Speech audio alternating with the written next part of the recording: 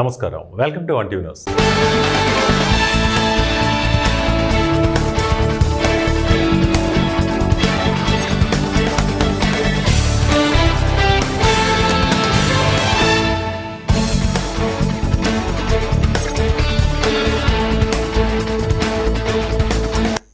రంగారెడ్డి జిల్లా షాద్నగర్ పట్టణ శివారులో నిర్వహిస్తున్న నాగర్ కర్నూలు సాంఘిక సంక్షేమ ప్రభుత్వ గురుకుల డిగ్రీ కళాశాల విద్యార్థినుల ఆందోళన ఉద్రిక్తతకు దారితీసింది.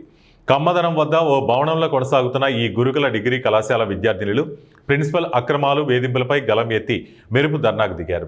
ఈ సందర్భంగా ఆదివారం కావడంతో విద్యార్థులు పెద్ద ఎత్తున కళాశాల భవనం నుంచి రోడ్లపైకి వచ్చారు.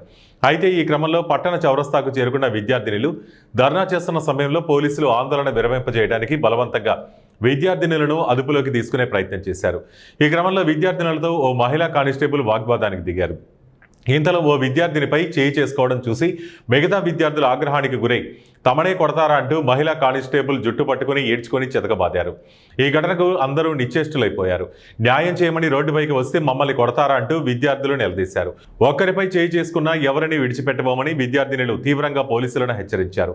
ఈ క్రమంలో పోలీసులు విద్యార్థినులను బలవంతంగా కొంతమందిని పోలీసు వాహనంలో ఎక్కించుకుని వెళ్లారు. మహిళా సిబ్బంది ఎక్కువ సంఖ్యలో లేకపోవడంతో పలు ఇబ్బందులు ఎదురయ్యాయి.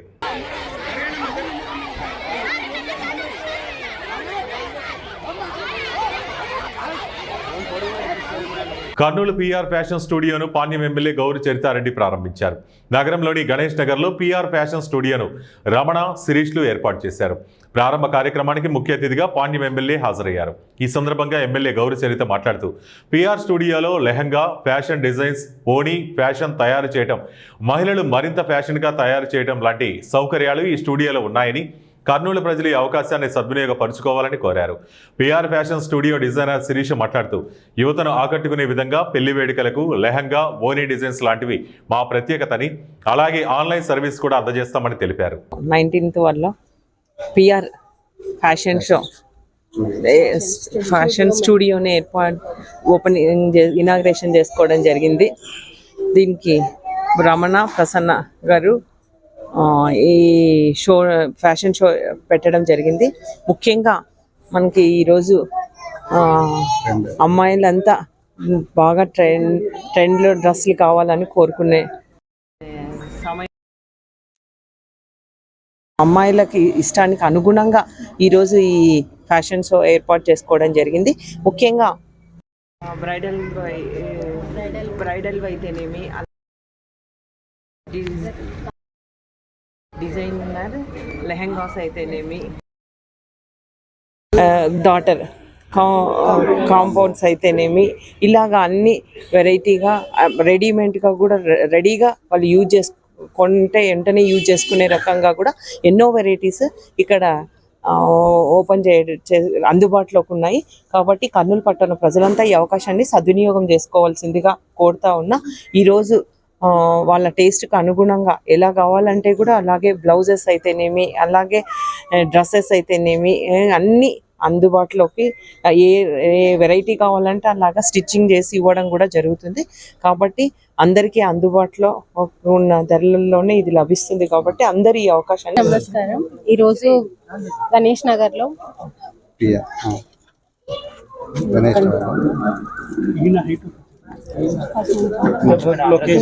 మీరు చెప్పండి, అప్పుడు స్టార్ట్ చేయండి. అప్పుడు చెప్తుంది, మీరు చెప్తే దాన్ని స్టార్ట్ చేసి తనకు కుట్టేవని చెప్తారు. నమస్తే, మాది Ganesh Nagar, Kurnool 4th class employees colony. ఈరోజు ఇక్కడ పిఆర్ ఫ్యాషన్ స్టూడియో ఓపెన్ చేయడం జరిగింది. ఇక్కడ all types of customization available ఉంటుంది. Birthday frocks, lehengas, blouses, mom and daughter combos అన్నీ కూడా ఉంటుంది. మీ టేస్ట్కి తగినట్టుగా డిజైన్ చేయడం జరుగుతుంది. అన్ని రీజనబుల్ ప్రైసెస్లోనే ఉంటాయి. ఒకసారి అందరూ ఒకసారి విజిట్ చేయాలని. ఫస్ట్ నమస్తే. ఈరోజు ఇక్కడ పిఆర్ ఫ్యాషన్ స్టూడియో ఓపెన్ అయింది. ఇక్కడ అన్ని types of customise dresses, mom and daughter combos అన్ని చేస్తారు. ఒకసారి విజిట్ అయ్యి స్టోర్ చూడండి, బాగా కస్టమైజేషన్ అన్నీ ఉంటుంది. దాంతోపాటు అంచి makeovers, bridal makeups, party makeovers అన్ని టైప్స్ ఆఫ్ మేకోవర్స్ ఉంటాయి. ఆన్లైన్ ఆన్లైన్ ఎక్కడైనా ఆన్లైన్ సర్వీస్ వచ్చి చేస్తాం. ఓ వ్యక్తి 4 కుటుంబ సభ్యులను దారుణంగా హత్య చేసిన ఘటన వికారాబాద్ జిల్లా కల్కచెర్లలో సంచలనం సృష్టించింది. ఆదివారం ఉదయం గ్రామానికి చెందిన వేపూరి యాదయ్య అనే వ్యక్తి తన భార్య కుమార్తెతో పాటు వదినను కత్తితో నరికి దారుణంగా హత్య చేశాడు. మరో కూతురిని చంపేందుకు ప్రయత్నించగా ఆమె తప్పించుకుంది. ఆ తర్వాత అతను కూడా ఉరి వేసుకుని ఆత్మహత్య చేసుకున్నాడు. మృతులు అలివేలు, హనుమమ్మ, శ్రావణి యాదయ్యగా గుర్తించారు పోలీసులు. కుటుంబ కలహాల నేపథ్యంలోనే ఈ హత్యలు జరిగినట్టు తెలుస్తోంది. కల్కచెర్ల గ్రామంలో అలివేలు, యాదయ్య అనే దంపతులు 2 కూతుళ్లు శ్రావణి, అపర్ణతో కలిసి నివాసం ఉంటున్నారు. రోజువారీ కూలీగా పనిచేసే యాదయ్య తన భార్య అలివేలుపై అనుమానం పెంచుకున్నాడు. దీంతో ఇరువురి మధ్య రోజు గొడవలయ్యేవి. ఈ విషయంలో గత కొంతకాలంగా గొడవ పడుతున్నారని స్థానికులు చెబుతున్నారు. ఈ క్రమంలో ఇద్దరి మధ్య రాజీ కుదిర్చేందుకు అతడి వదిన హన్నమ్మ ఇంటికి వచ్చిందన్నారు. ఈ రోజు ఉదయం కూడా భార్యాభర్తల మధ్య వివాదం చెలరేగగా వదిన వారించే ప్రయత్నం చేసింది. దీంతో వదిన, భార్య, 2 కూతుళ్లపై యాదయ్య కొడవలితో దాడి చేసి ఉంటాడని పోలీసులు అనుమానిస్తున్నారు. ఈ ఘటనలో భార్య, వదిన, కూతురు చనిపోగా మరో కూతురు అపర్ణ తప్పించుకుని ప్రాణాలు కాపాడుకుంది. ఈ దారుణ హత్యలు చేసిన అనంతరం యాదయ్య తన ఇంట్లోనే ఉరివేసుకుని ఆత్మహత్య చేసుకున్నాడు. స్థానికుల సమాచారంతో ఘటనా స్థలాన్ని పరిశీలించిన పరిగి డీఎస్పీ శ్రీనివాస్ కేసు నమోదు చేసి దర్యాప్తు చేస్తున్నారు. మృతదేహాలను పోస్టుమార్టం కోసం స్థానిక ప్రభుత్వ ఆసుపత్రికి తరలించారు. ముగ్గురి హత్యలకు, అతని ఆత్మహత్యకు గల కారణాలను పోలీసులు దర్యాప్తు చేస్తున్నారు. అల్లు మాకు ఏం టచ్ లేదు, దూరం ఉన్నాం మేము, మాకు తెలియదు. వాళ్ళు మా ఇంటికి కూడా రారు బాగా.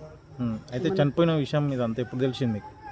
రెండు అయిందో ఏమో, మాకు తెలిసినప్పుడు 4 అయింది. ఆమె వాళ్ళకి ఫోన్లు చేసి పిల్ల వేరే వాళ్ళకి చెప్తే మాకు ఆ పిల్ల వాళ్ళు వచ్చి మాకు చెప్తే వెళ్ళిపోయింది. ఎవరు? పెద్ద పాపనా? పెద్ద పాప. ఏం పేరు అమ్మ? ఏం పేరు? అపార్ట్మెంట్. అంటే నిన్న మొన్న ఏమైనా గొడవలు జరిగినాయి? తెలియదు అంటాను, చెప్తున్నాం కదా మేము. అసలు అటెండ్ చేస్తే అక్కడికి వెళ్ళి చూస్తే యాదయ్య అనే వ్యక్తి అతని భార్యని, చిన్న బిడ్డని, వాళ్ళ వదినని, ముగ్గురిని కత్తితో చంపిండు. వాళ్ళ పెద్ద బిడ్డను కూడా చంపడానికి ప్రయత్నం చేసి ఆ అమ్మాయి తప్పించుకొని పారిపోయింది. ఆ తర్వాత అతను కూడా ఇంట్లో ఉరేసుకొని చనిపోయిండు. దీని విషయంలో ప్రాథమికంగా మేము విచారణ చేస్తున్నాము. దీని మీద ఫిర్యాదు తీసుకున్న తర్వాత ఫర్దర్గా డీటెయిల్స్ మేము అప్డేట్ చేస్తాం. కూటమి ప్రభుత్వం అధికారంలోకి వచ్చిన 16 నెలల్లో అమలు చేస్తున్న సంక్షేమ పథకాలను చూసి మేమంతా టీడీపీ పట్ల ఆకర్షితులై చేరామని వలిజపేట మండలం నారాయణపురం గ్రామ ప్రజలు అన్నారు. శనివారం నారాయణపురం గ్రామానికి చెందిన వైసీపీ మాజీ ఎంపీటీసీ మజ్జి శ్రీ రామ్మూర్తి నాయుడు, మాజీ ఎంపీటీసీ మజ్జి అజయ్ కుమార్, కంటమనాయుడు వీరితో పాటు 150 కుటుంబాలు అరకు పార్లమెంటు బీసీసీల అధ్యక్షులు రామ్మోహన్ రావు ఆధ్వర్యంలో టీడీపీ పార్టీ కార్యాలయంలో ఎమ్మెల్యే విజయ్ చంద్ర సమక్షంలో చేరారు. ఈ సందర్భంగా ఎమ్మెల్యే విజయ్ చంద్ర మాట్లాడుతూ ప్రజా సంక్షేమమే ధ్యేయంగా కూటమి ప్రభుత్వం పనిచేస్తుందని, ఆ దిశగా ప్రతి గ్రామానికి మౌలిక సదుపాయాలు పూర్తి స్థాయిలో కల్పించడం జరుగుతుందన్నారు. పార్టీలో చేరిన వారికి టీడీపీ ఎప్పుడు గుర్తింపునిస్తుందని, మీ అందరికీ సముచిత స్థానాలు కల్పించడం జరుగుతుందని ఎమ్మెల్యే హామీ ఇచ్చారు. అనంతరం పార్టీలో చేరిన వారు మాట్లాడుతూ ఎన్నికలకు ముందు ఇచ్చిన హామీలని సమర్థవంతంగా కూటమి ప్రభుత్వం అమలు చేయటం, ఇటువంటి అభివృద్ధి గతంలో మేము ఎప్పుడూ చూడలేదని అన్నారు. పార్వతీపురం నియోజకవర్గంలో ఎమ్మెల్యే బోనెల విజయ్ చంద్ర చేస్తున్న అభివృద్ధి పనులు ఎంతో సంతోషదాయకమని, ఆయన చేస్తున్న అభివృద్ధికి ఆకర్షితులై టీడీపీలో మేమంతా చేరామన్నారు. ఆయన బాటలో నడిచి మేమంతా మా గ్రామ అభివృద్ధికి, పార్టీ బలోపేతానికి కృషి చేస్తామని వారంతా ఎమ్మెల్యేకు హామీ ఇచ్చారు. ఈ కార్యక్రమంలో టీడీపీ నాయకులు, కార్యకర్తలు పాల్గొన్నారు.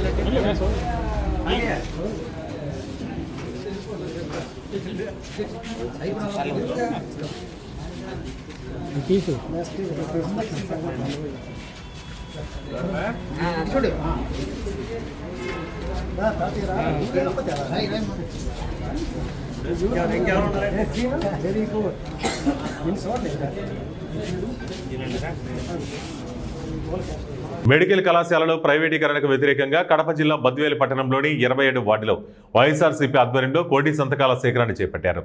ఈ కార్యక్రమాన్ని మున్సిపల్ చైర్మన్ వాకమల్లు రాజగోపాల్ రెడ్డి మొదటగా సంతకం చేసి ప్రారంభించారు. ఈ సందర్భంగా ఆయన మాట్లాడుతూ ప్రజా వైద్య వ్యవస్థను ప్రైవేటు వ్యక్తుల చేతుల్లోకి వెళ్లనివ్వకూడదని సూచించారు. ప్రజా వైద్యాన్ని బలహీనపరచడమే చంద్రబాబు ధ్యేయమన్నారు. అలాగే దేశంలో ఏ ముఖ్యమంత్రి చేయని విధంగా వైఎస్ జగన్మోహన్ రెడ్డి రాష్ట్రంలో 17 వైద్య కళాశాలలకు అనుమతులు తెచ్చారని గుర్తు చేశారు. జగన్ పేద విద్యార్థులకు వైద్య విద్యను చేరువ చేయడమే లక్ష్యంగా వైద్య కళాశాల నిర్మాణాలు చేపడితే కూటమి ప్రభుత్వం దాన్ని ప్రైవేటీకరణ చేయాలని చూడటం సిగ్గుచేటన్నారు. వైద్య విద్య అభ్యసించాలనుకునే విద్యార్థుల కోసం చేపట్టిన కోటి సంతకాల కార్యక్రమంలో అందరూ భాగస్వాములు కావాలని పిలుపునిచ్చారు. ప్రారంభించడం జరిగింది.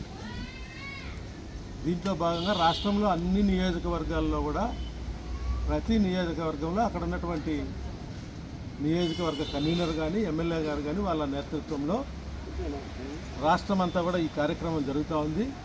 అదేవిధంగా మనం ఈరోజు బద్వేలు నియోజకవర్గంలో గౌరవ శ్రీ డిసి గోవిందరెడ్డి ఎమ్మెల్సీ గారి ఆధ్వర్యంలో, అలాగే మన శాసనసభ్యురాలు డాక్టర్ సుధా మేడం గారి ఆధ్వర్యంలో కూడా మనము ఇక్కడ మన మున్సిపాలిటీలో మనం ఇది నిర్వహిస్తున్నాం.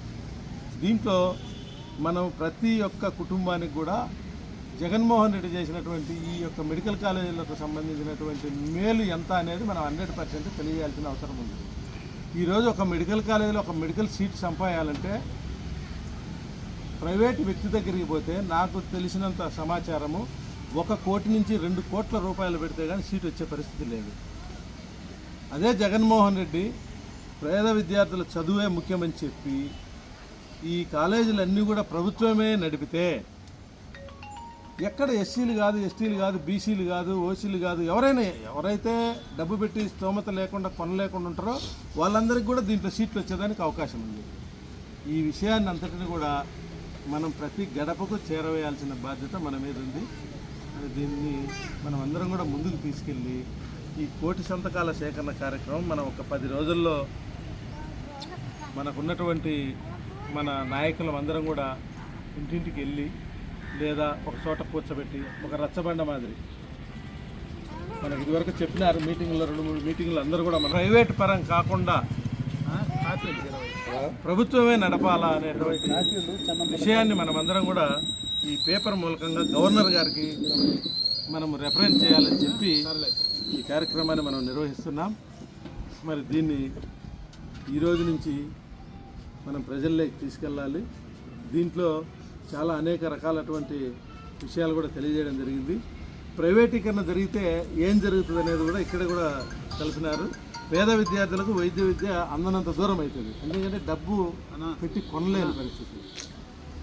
ఇక్కడ కూడా చాలా మంది చదువుకుంటారు. ఇప్పుడు మన సుబ్బరాయుడు అని ఉన్నారు కదా, సుబ్బరాయన్ కూతురు కూడా పాపం కుప్పంలో 50 లక్షలు పెట్టి చదివించాను. పోతే 2 కోట్లు పెట్టా కూడా వచ్చే పరిస్థితి. ఫీజులు విపరీతంగా పెరుగుతాయి.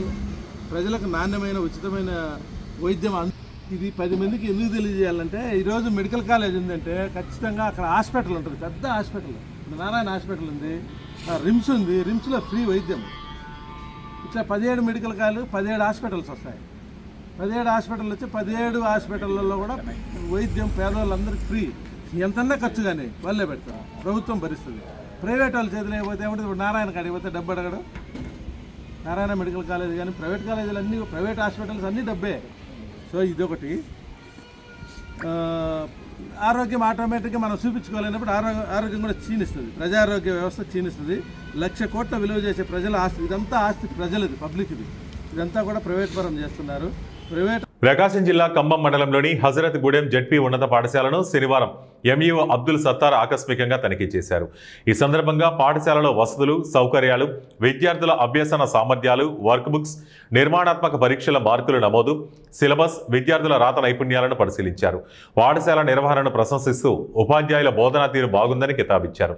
కార్యక్రమంలో ప్రధాన ఉపాధ్యాయుడు సయ్యద్ షబీర్, సోమశేఖర్, శ్రీనివాస ప్రసాద్, రవిబాబు, గఫూర్, శివ, నారాయణ, వరప్రసాద్, సరోజ, రాజ్యలక్ష్మి తదితరులు పాల్గొన్నారు.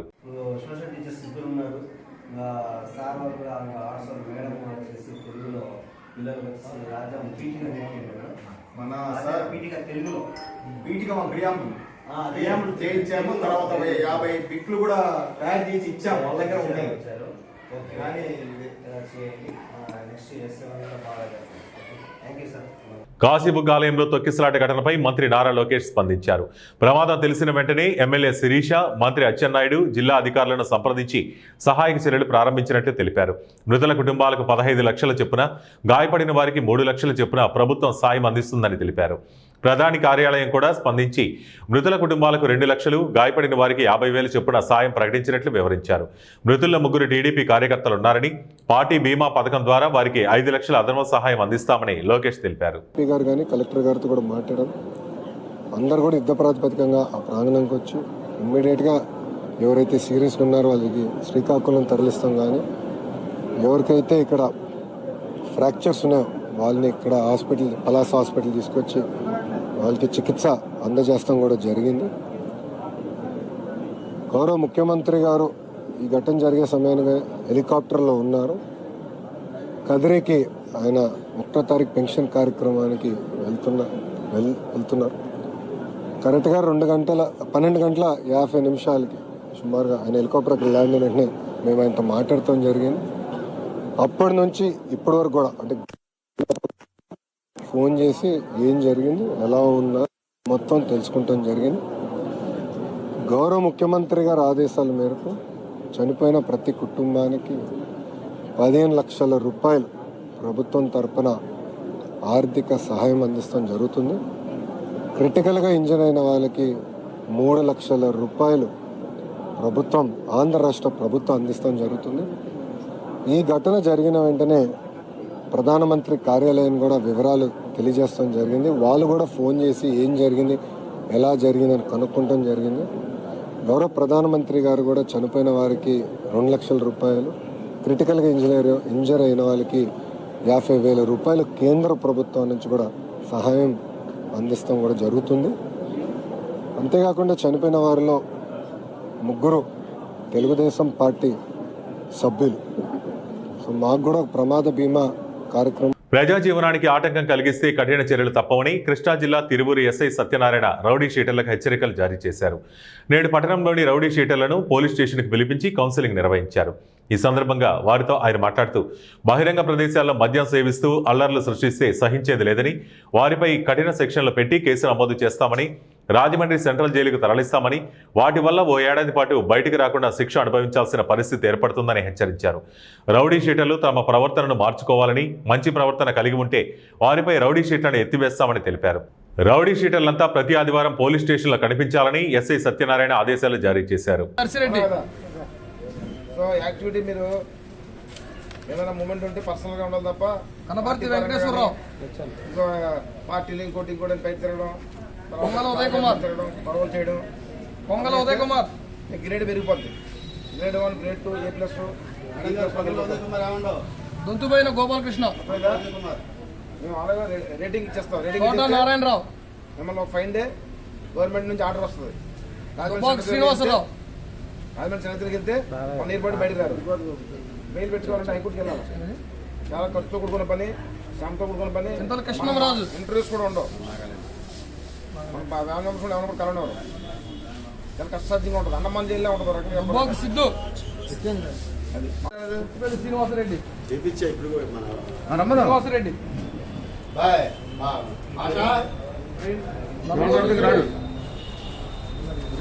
ఎవరు ఆప్షన్ రాసుకున్నావా? రేపన్న శ్రీనివాసరావు,